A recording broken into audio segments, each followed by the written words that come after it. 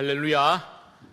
결실의 계절 가을에 코로나 어려운 중이지만 우리에게 추수감사 주일 예배를 드릴 수 있도록 여기까지 인도하신 에벤에셀의 하나님께 감사를 드립니다. 돌이켜보니까 벌써 작년 추수감사 주일이었더라고요. 우리 성도님들이 평생 감사라는 작은 책자로 분량을 정해가지고 낭독을 하고 그것을 나누고 함께 들으면서 감사를 잃지 않으려고 애썼던 기억이 나는데 벌써 1년이 지나게 되었습니다. 작년에는 내년 추수감사주일에는 맛있는 것도 같이 먹고 그렇게 할 수 있겠지라고 했는데 상황은 여전히 어렵습니다. 하지만 어려운 상황 속에서도 돌아보면 그 가운데 하나님의 은혜가 있었구나 우리는 발견하지 않을 수가 없습니다. 사실 하나님이 우리에게 원하시는 감사는 상황 종속적인 감사가 아니죠. 상황이 좋아야지 감사할 수 있는 거지, 이런 생각에 머물기를 원치 않고 계시는 거죠. 어떤 상황 속에서도 성도는 주 안에서 감사할 수 있어야 합니다. 이 시간에 우리 모두가 시편의 말씀을 통해서 상황을 초월하여서 하나님의 은혜에 눈을 뜨고 감사를 발견하는 복된 시간 될 수 있기를 주님의 이름으로 축복합니다. 먼저 1절과 2절에서 시인은 우리를 초청하고 있습니다. 감사 찬양의 자리로 우리 모두를 초청하고 있는데요. 1절 말씀 보십시오. 오라 우리가 여호와께 노래하며 우리의 구원의 반석을 향하여 즐거이 외치자. 찬양받으실 대상은 하나님 한 분이십니다. 시인은 그 하나님을 뭐라고 부르고 있습니까? 구원의 반석. 어려울 때 따뜻하게 위로하시고 어려울 때 우리의 피난처가 되어주신 그 하나님을 구원의 반석이라고 부르고 있습니다. 구원의 반석이신 하나님은 또한 저와 여러분의 우리의 하나님이기도 하십니다. 그 하나님을 향해서 우리는 감사 찬양을 드릴 수 있어야 합니다. 형식적인 거 말고, 마지 못해서 하는 거 말고, 오늘 시인은 뭐라고 합니까? 1절에서는 즐거이 외치자, 2절에서는 즐거이 노래하자라고 초청하고 있습니다. 여러분, 찬양은 즐거운 거예요. 신나게 떠들고 놀 때는 막 이러다가 찬양합시다 하면 괜히 시무룩해져가지고 입만 뻥긋뻥긋하고 그러면 건강한 신앙이 아닙니다. 온 마음 다해서 즐거이 찬양할 수 있는 것은 그 안에 믿음이 있기 때문이겠죠. 제 흥에 겨워서 하는 게 즐거운 찬양이 아니라 나의 구원의 반석이신 하나님을 믿는 믿음이 있기 때문이고 은혜에 대한 체험이 있기 때문에 우리는 즐거이 찬양하게 되는 것입니다. 저는 우리 성광의 모든 교우들이 하나님께 즐거이 기쁨으로 우리의 마음을 다하여 하나님을 높여 찬양하심으로 하나님께서 기뻐 받으시는 그러한 찬양이 넘쳐나는 우리 교회 될 수 있기를 주님의 이름으로 축복합니다. 우리가 찬양하는 하나님은 구원의 반석이실 뿐만 아니라 만복의 근원이십니다. 그러므로 관건은 그 만복의 근원이신 하나님께 잘 연결이 되어 있어야 돼요. 아무리 넘치는 물질이 있으면 뭐합니까? 그 문을 열지 못한다면 아무런 소용이 없는 거죠. 예전에 이런 기사를 읽은 적이 있습니다. 어떤 한 사람이 미국에 있는 사람인데 그 사람 이름이 스테판 토마스라는 사람인데요. 이 사람이 한 10여 년 전에 비트코인이라고, 그게 이제 아직 지금처럼 큰 이슈가 되기 전에 어떤 비트코인 광고 영상을 만들어준 사람이었다고 합니다. 그래서 일단 그 받은 게 비트코인을 좀 받았나 봐요, 사례로. 그때는 뭐 이렇게 대박난 게 아니니까 그냥 잊어버리고 지냈나 봅니다. 10여 년이 흘렀는데 그때 받은 그 비트코인의 가치가 우리 돈 2,600억 원이 넘어버린 거예요. 근데 문제는 뭐냐? 그냥 잊고 지내다 보니까 그 암호를 넣어야 되는데 암호를 까먹은 겁니다. 은행 찾아가면 안 되는가? 그런 거 아니래요. 10번의 기회가 있는데 10번 안에 그 암호를 제대로 맞춰서 열지 못하면 그 돈이 자기께 안 되는 거예요. 제가 그 당시 기사를 봤을 때는 8번 시도했는데 실패한 거예요. 2번 남았다고 기사를 보고 와, 진짜 답답하겠다, 그런 생각을 했던 기억이 납니다. 만복의 근원이신 하나님께도 잘 연결이 되어 있어야 합니다. 물론 우리 마음대로 열고 복을 꺼내 쓸 수 있는 것은 결코 아니겠지만 하나님의 풍성하심과 그 복된 임재를 누릴 수 있는 열쇠가 분명히 존재하고 있습니다. 시인은 그 열쇠를 감사라고 우리에게 알려주고 있습니다. 2절 말씀 보십시오. 우리가 감사함으로 그 앞에 나아가며. 시편 100편에서도 이렇게 노래하죠. 감사함으로 그의 문에 들어가며.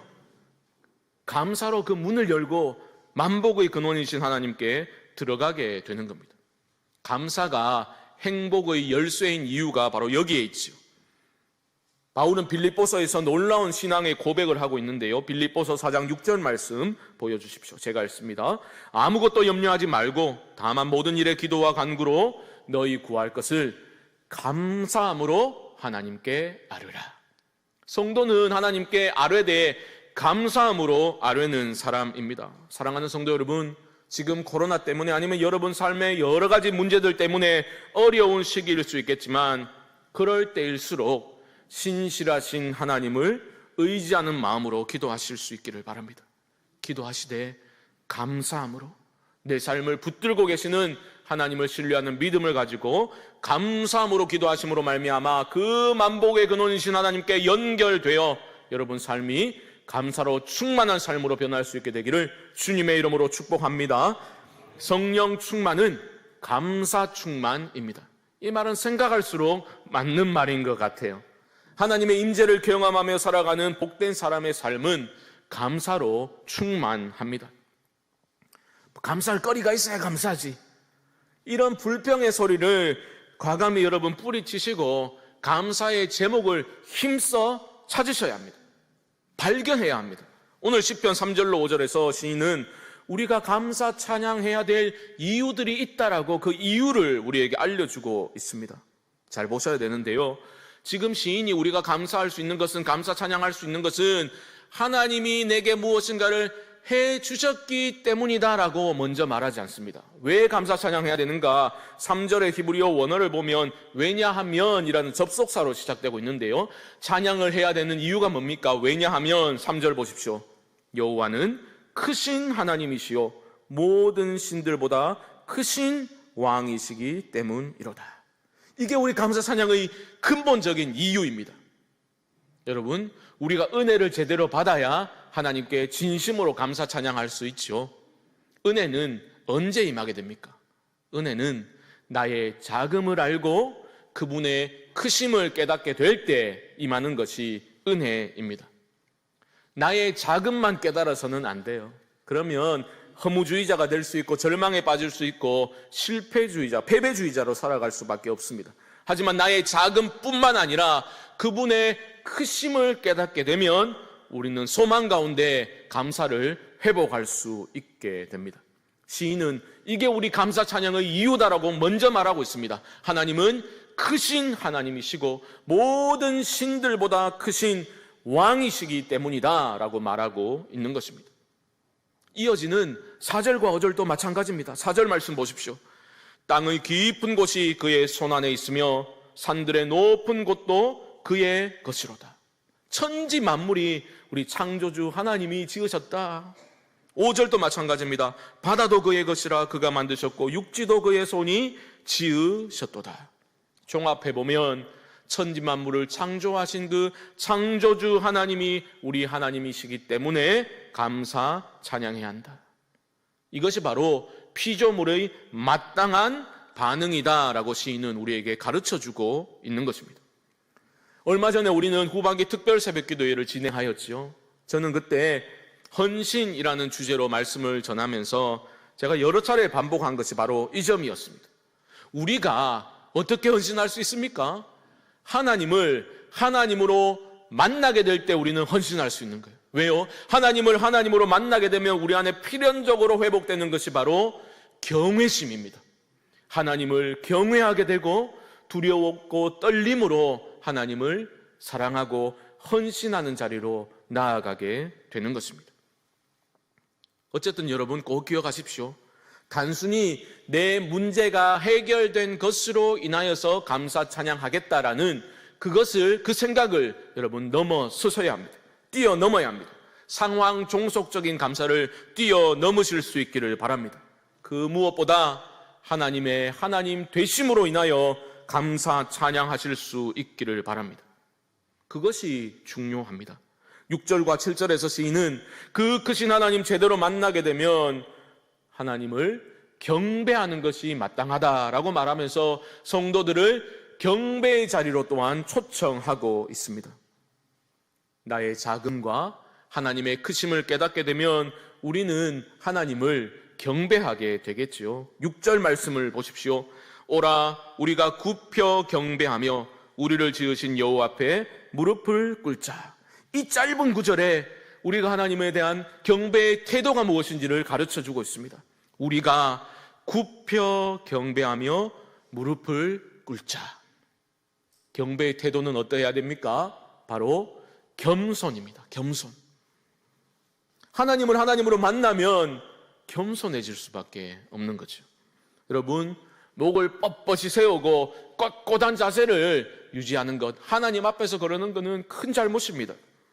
하나님 앞에서 우리의 가장 아름다운 태도는 굽혀 엎드려 무릎 꿇고 경배하는 것입니다. 성도의 가장 아름다운 자세입니다. 저는 엎드림이야말로 제가 살 수 있는 유일한 길이라고 믿습니다. 잘 안 될 때도 많지만 잊지 않으려고 몸부림을 치는 편입니다. 여러분, 인간에게 있어 가장 최후까지 남아서 괴롭히는 죄가 교만이라고 합니다. 다른 죄는 좀 극복할 수 있어도 완전히 극복은 힘들겠지만 끝까지 살아남아가지고 우리를 잡아뜨리는 죄가 뭐라고요? 교만입니다. 교만. 우리가 날마다 겸손히 하나님 앞에 엎드리며 살 때 하나님이 내게 복 주신다. 그 믿음을, 단순한 믿음을 회복하실 수 있기를 바랍니다. 하나님이 창조주시고 만물의 주인이시고 크신 왕이시기 때문에 경배와 찬양을 올려드리는 것이 너무나 마땅하지만 그것이 찬양과 경배의 이유가 전부는 아니다라고 시인은 알려주고 있습니다. 우리의 경배 안에 두렵고 떨림이 있죠. 하지만 그게 전부는 아닙니다. 감사와 기쁨이 공존할 수 있는 이유를 7절에서 시인은 알려주고 있습니다. 7절 다시 보십시오. 그는 우리의 하나님이시요 우리는 그가 기르시는 백성이며 그의 손이 돌보시는 양이기 때문이라. 거기까지 보십시오. 크신 하나님, 창조주 하나님, 전능하신 하나님이시기만 해서 우리가 찬양과 경배하는 것이 아니라 그 하나님이 바로 우리의 하나님, 여러분의 하나님이시기 때문에 우리는 또한 감사함과 기쁨으로 찬양할 수 있는 겁니다. 우리는 그가 기르시는 백성이며 그의 손이 돌보시는 양이기 때문이라. 이 얼마나 놀라운 은혜요, 감사의 이유입니까? 저는 다른 이유를 찾지 못하겠어요. 이것 하나면, 성도로서 이것 하나면 충분합니다. 이 믿음을 가지고 우리는 나아갈 수 있어야 할 것입니다. 하나님이 여러분들을 돌보신다고요. 하나님의 손이 여러분을 돌보고 계십니다. 그러므로 사랑하는 성도 여러분, 우리를 돌보시는 하나님, 목자 되신 그 하나님께 집중하시기 바랍니다. 엉뚱한 곳을 기웃거리면 안 돼요. 엉뚱한 곳에서 위로와 무슨 삶의 만족을 누리고자 기웃거리는 것이 아니라 신실하신 하나님, 그 모든 우리의 형편을 아시는 하나님께 날마다 나아가실 수 있기를 주님의 이름으로 축복합니다. 어려움 없는, 문제 없는 인생 없습니다. 저 집사님은 무슨 걱정이 있을까? 천만에요. 들여다보십시오.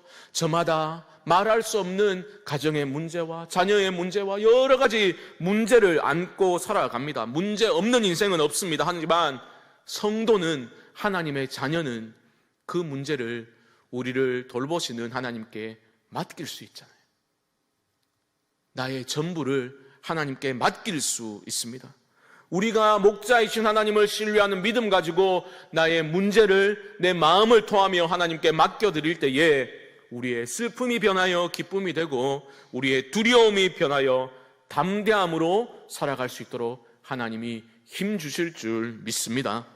7절 하반절에서 마지막 11절까지 보면 시인은 그렇다면 우리가 어떤 방법으로 하나님을 경배해야 하는가, 그 방법을 알려주고 있습니다. 우리 하나님 올바로 경배해야 되잖아요. 그 경배의 방법은 복잡하지 않습니다. 시인은 순종으로 경배하는 거다 알려주고 있습니다. 여러분, 우리가 아무리 열정적으로 찬양하고 열정적으로 기도하고 기뻐 뛰며 찬양한다 하더라도 우리가 하나님께 순종하지 않는다면 그 눈먼 열정은 허망한 것이 되고 말 것입니다. 아니, 오히려 독이 될 수도 있습니다. 왜냐하면 그 눈먼 열정으로 인해 내가 하나님 잘 섬기고 있구나, 경배하고 있구나라고 착각에 빠질 수 있기 때문입니다. 꼭 기억하십시오. 진정한 경배, 최고의 경배는 하나님께 순종하는 것입니다. 왕 되신 하나님께 순종하고 양을 다스리고 이끄시는, 보호하시는 목자 되신 하나님께 순종하는 것이 최고의 경배 방법입니다. 목자의 음성을 양들이 믿고 따라가는 거예요. 목자 잘 되라고 하는 게 아닙니다. 목자의 음성을 청종할 때 양이 복을 받기 때문입니다. 양이 살 수 있기 때문입니다. 우리 주님은 요한복음에서 이 점을 분명히 하셨습니다. 우리 주님 말씀하셨지요. 나는 선한 목자라. 내가 온 것은 양으로 생명을 얻게 하고 더 풍성히 얻게 하려 함이라. 생명이 주님께 있는 겁니다. 여러분은 여러분의 목자이신 주님의 음성을 잘 듣고 그 주님을 따라가고 계십니까? 양들은 자기 목자의 음성을 아는 거예요. 요한복음 10장 4절 말씀 보십시오. 이렇게 말합니다. 자기 양을 다 내놓은 후에 앞서가면 양들이 그들의 음성을 아는 고로 따라오되. 얼마나 아름다운 모습입니까? 저는 이 말씀을 묵상할 때마다 제 삶의 모든 질서가, 온전한 질서가 임하게 된 그런 평안의 이미지를 떠올려 보게 됩니다. 우리 주님이 앞서가시고 양들이 주님의 음성을 알기 때문에 쫄쫄쫄 따라가는 모습, 모든 삶에 흐트러진 질서들이 온전한 질서로 회복되는 그러한 아름다운 모습 아닙니까? 사랑하는 성도 여러분, 인간의 본분은 하나님께 영광 올려드리는 것이다. 우리는 어릴 적부터 그렇게 배우며 살아왔습니다. 영광 올려드리는 법은 복잡한 게 아닙니다. 하나님으로 만족하고 하나님을 의지하고 하나님께 순종하는 것이 하나님을 영화롭게 하는 것입니다. 순종이야말로 진정한 경배의 방법입니다. 우리가 그 어떤 대단한 헌신을 하였다 하더라도, 행위가 있다 하더라도 내 안에 순종이 없으면 아무 소용이 없는 거예요. 제사보다 순종을 원하시는 하나님의 마음을 여러분 기억하시기 바랍니다. 또한 중요한 것이 있어요. 오늘 시편에서 시인은 이 하나님의 음성을 청종하는 일은 단회적인 일이 아니라 매일매일 우리 안에 일어나야 될 일이다라는 것을 알려주고 있습니다. 7절 하반절 보십시오. 너희가 오늘 그의 음성을 듣거든. 오늘입니다. 오늘. 과거에 내가 큰 은혜 받았을 때가 아니라 바로 오늘이라고요. 오늘. 매일의 삶 속에서 하나님의 음성을 듣고 그 음성을 청종하는 것이 최고의 경배입니다. 그 순종을 통해서 하나님 영광 받으시고 우리는 복을 받게 되는 겁니다. 이 단순한 신앙의 진리를 놓치지 마시기 바랍니다. 하나님 음성을 청종하는 게 이렇게 중요하다.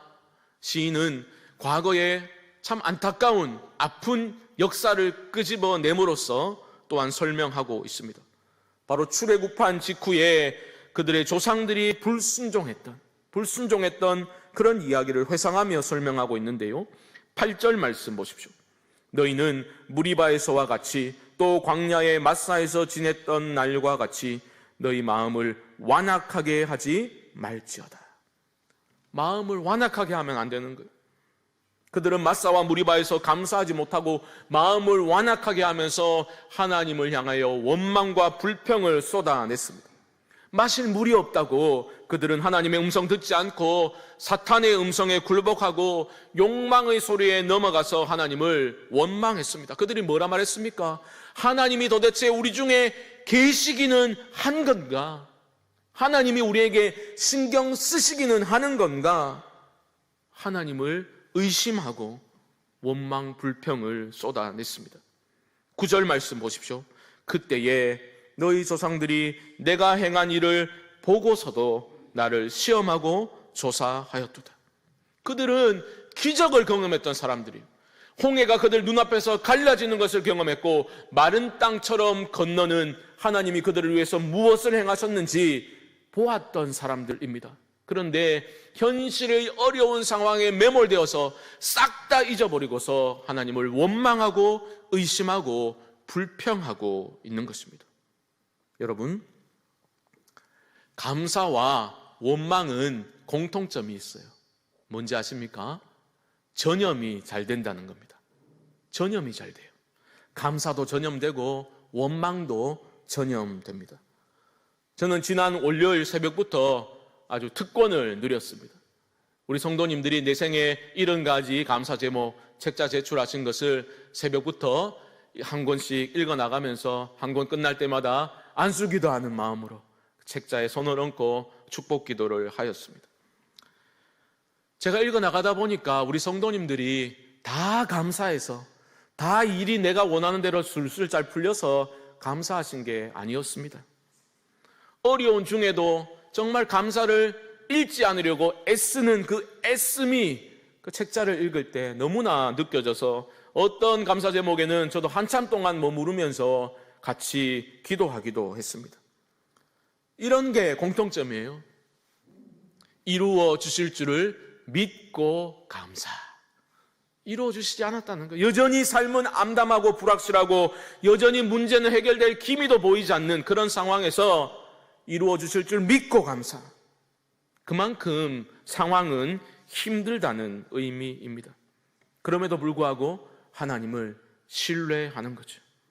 원망, 불평하는 게 아니라 꾹꾹 눌러서 써내려가는 감사의 제목들, 하나님께 기쁨이 되지 않겠습니까? 사랑하는 성도 여러분, 우리 이 작은 공동체 안에서 나 때문에 원망과 불평이 퍼져나가도록 내버려 두지 마시기 바랍니다. 나 때문에 감사가 퍼져나가야 되겠죠. 나 때문에 원망이 전염되는 게 아니라 나 때문에 감사가 전염되어져야 되지 않겠습니까? 여러분 꼭 기억하십시오. 원망을 습관적으로 하는 사람들이 있어요. 원망은 단순한 나의 약함이나 약점이 아닙니다. 원망은 불신앙이고 교만이고 무지입니다. 원망을 일삼는 사람들의 특징이에요. 교만입니다. 무지한 거예요. 그것은 고침받아야 될 병입니다. 단순히 나의 약함이 아니라는 겁니다. 원망 불평하는 사람의 삶에 목자이신 하나님의 음성을 청종하는 일이 일어날 수 있겠습니까? 음성을 청종하지 않으면, 주인님의 음성을 청종하지 않으면 그 삶에 평안이 임하지 않습니다. 순종은, 감사는 하나님을 영화롭게 하지만 불순종과 원망은 하나님을 근심하게 만듭니다. 오늘 말씀 10절에서 이렇게 말하죠. 내가 40년 동안 그 세대로 말미암아 근심하여. 하나님을 근심케 만드는 거예요. 그 결과는 참혹합니다. 마지막 11절 보시면 그러므로 내가 노하여 맹세하기를 그들은 내 안식에 들어오지 못하리라. 안식이 없는 삶입니다.